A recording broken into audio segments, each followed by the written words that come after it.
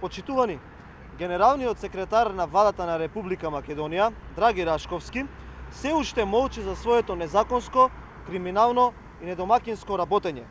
И покрај тоа што владата на Република Македонија има правна служба која ги врши сите своји правни работи, Рашковски го ангажирал адвокатското друштво на кумашинот Дејан Костик, кое е формирано пред само неполни 2 месеци, поточно на 27 јули, а по само неколку дена добива повеќе ангажмани од владени институции.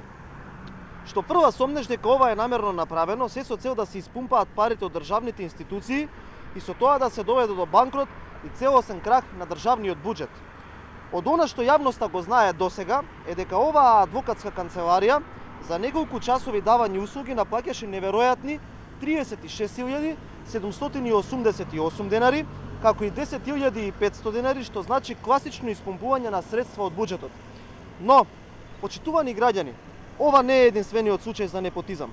За скандалот да биде уште поголем, Рашковски за председател на второстепената владена комисија за жалби ја назначи Елена Начевска, мајка на неговата сопруга Вероника Начевска. Третиот случај, а не и последен, од низата на скандали е вработувањето по семејна линија од страната на Драги Рашковски со назначувањето на Ѓорги Ѓоргиев за директор на Бирото за јавни набавки. Со ова генералниот секретар на владата на СДС е класичен поим за непотизам. Драги Рашковски и СДС се однесуваат како државата да е приватна собственост, а институциите нивни приватни фирми. Овој бандитизам мора да заврши и ќе заврши.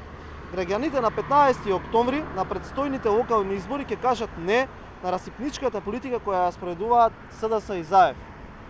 Ви благодарам.